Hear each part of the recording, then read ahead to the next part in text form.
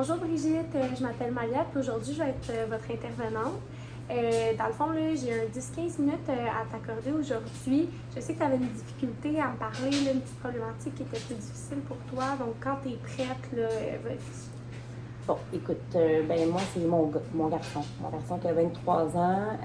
Il a eu un parcours différent, difficile. J'ai essayé de le soutenir à ma façon. Il a vécu une période d'itinérance. Maintenant, il est de retour à la maison. Il y a beaucoup de changements positifs dans son comportement. Par contre, il y a eu des rechutes depuis. Puis moi, c'était quelque chose que j'avais nommé quand il est arrivé à la maison qu'il n'y aurait plus de rechute possible. Fait que j'ai comme l'impression des fois que mon discours n'est pas cohérent. Puis ce qu'il nommait aussi, c'est que quand je l'ai mis à la rue, ça a été des moments difficiles. Par contre, c'est là où il s'en est sorti le mieux après. Puis il m'avait même remercié de ça. Fait que des fois, c'est cette partie-là en dedans de moi qui ferait que je le laisserais repartir. Je le remettrais dehors, mais avec les conditions de la cour, tout ça, c'est des choses qui sont difficiles parce que je le sais qu'il n'y aura pas de place pour aller si je le mets à la. Puis je vais le mettre encore plus dans le schnout qui est déjà là.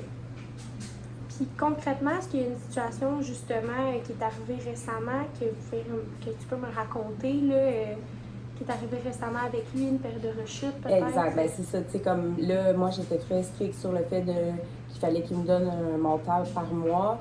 C'est dû parce que j'en ai besoin, mais aussi le fait de voir s'il y avait une réinsertion possible, puis si on était rendu là. Puis dernièrement, ben c'est ça, il l'a tout consommé. Après ça, ben, il m'a appelé, il m'a dit qu'il pensait au suicide. Fait que là, ça a été comme un dernier, tu sais, il y a 2 semaines, fait que ça a été comme un.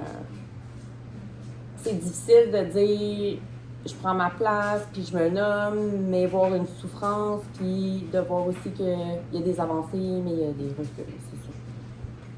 Puis, qu'est-ce que ça te fait vivre comme émotion à ce moment-là, quand il y a eu sa rechute, justement?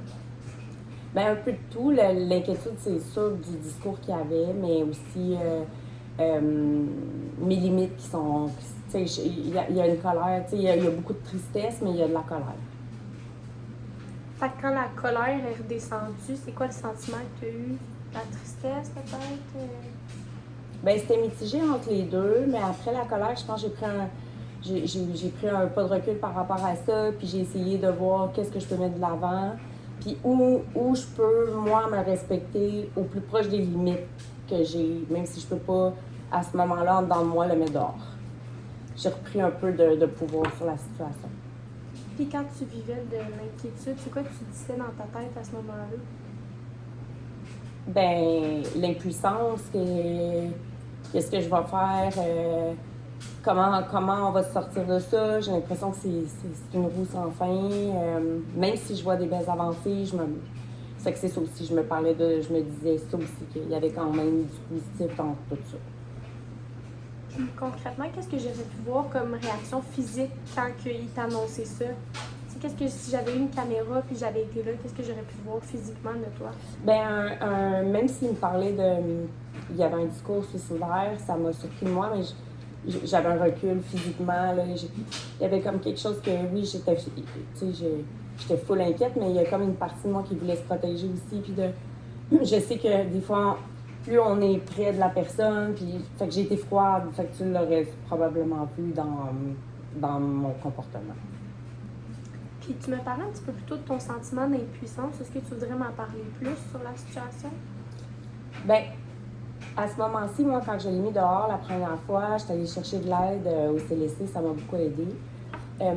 Puis on avait mis à l'avant-plan avec l'intervenante des outils, des limites, là, tu sais, comme quand ça va être atteint, ça va être atteint. Puis un moment donné, c'est comme, là, on arrête de remettre à plus tard, puis c'est là. Ça m'avait beaucoup, beaucoup aidé.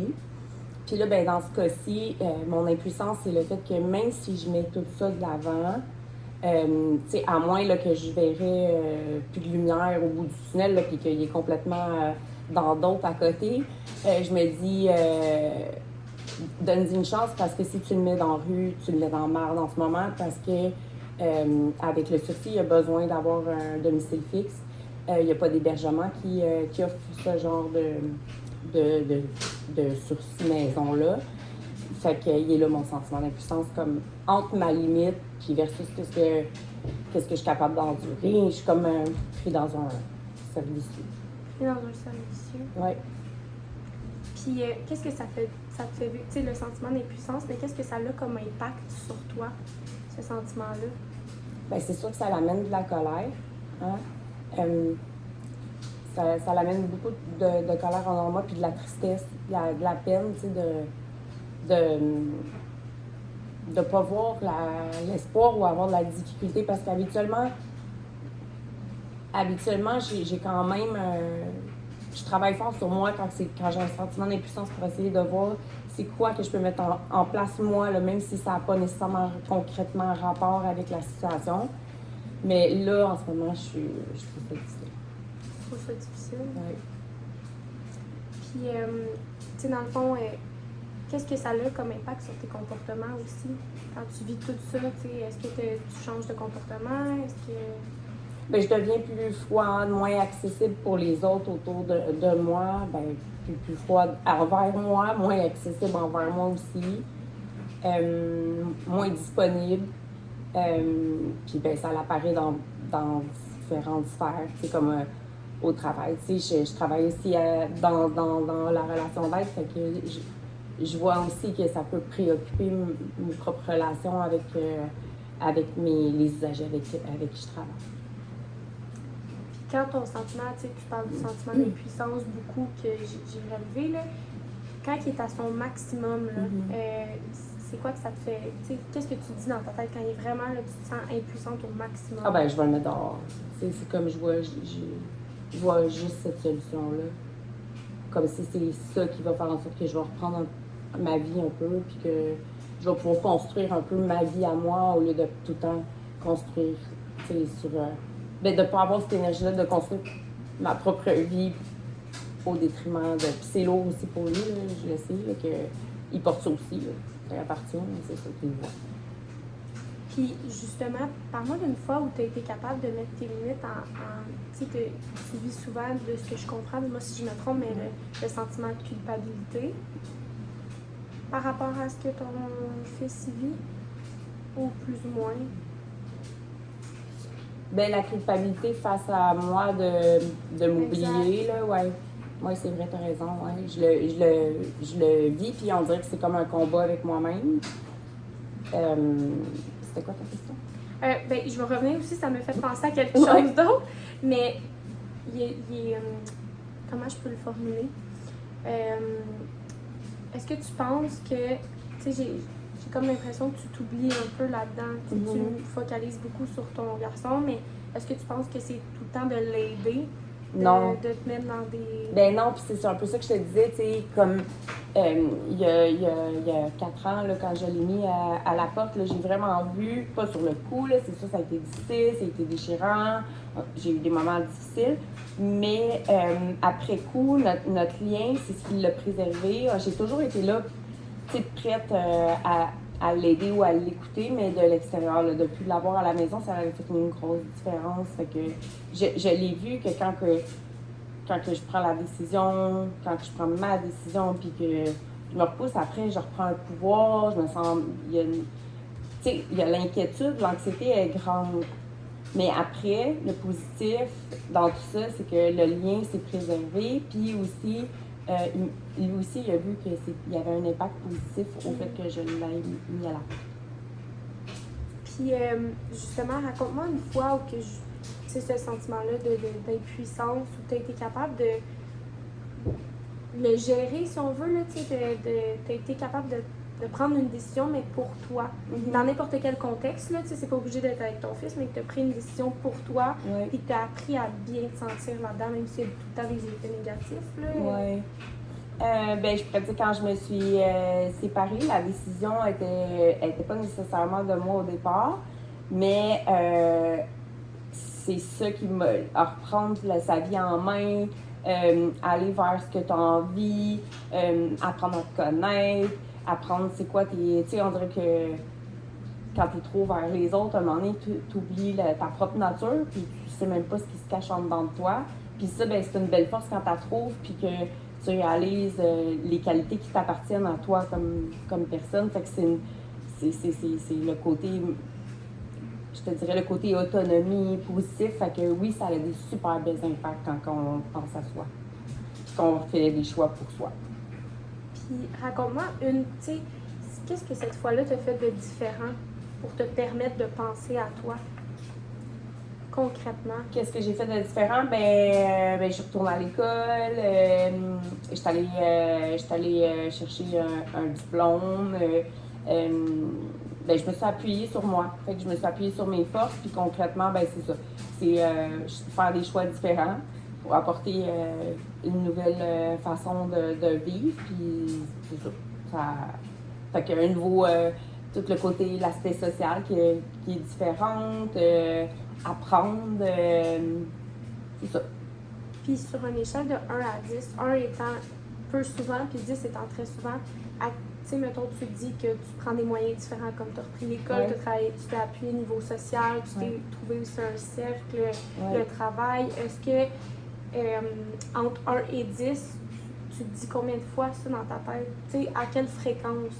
Tu sais, 1 étant vraiment pas souvent que tu utilises ce moyen-là, puis 10 étant très fréquemment. Que je fais des modifications à mes changements de comportement. Je te dirais que ça dépend dans quoi, mais mettons au niveau à la maison, là, si on revient avec mon fils, j'ai pas mal tout essayé, mais j'essaie encore aujourd'hui de dire je vais modifier des comportements, je vais faire autrement, je vais nommer mes choses autrement pour essayer de voir qu'est-ce qu'il pourrait avoir de différent, mais cette situation-là, c'est pas moi qui ai le pouvoir. Par contre, au travail, souvent avec le fait de me nommer, de communiquer, si je vois que ça ne fonctionne pas d'une façon, je vais changer je suis capable vraiment de modifier puis d'essayer des choses. Je suis quelqu'un de très ouvert.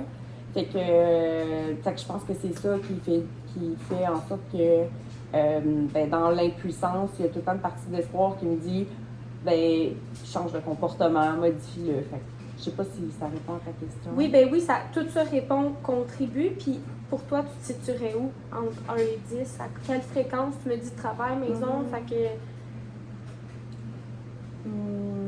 Je te dirais 8. Ouais, 8. Que je suis capable d'être ouverte puis de modifier pour avoir un changement. Pour espérer un changement ou le voir différemment. Puis comment tu pourrais passer de 8 à 9 concrètement? Qu'est-ce que tu pourrais faire? L'étape de plus? Oui.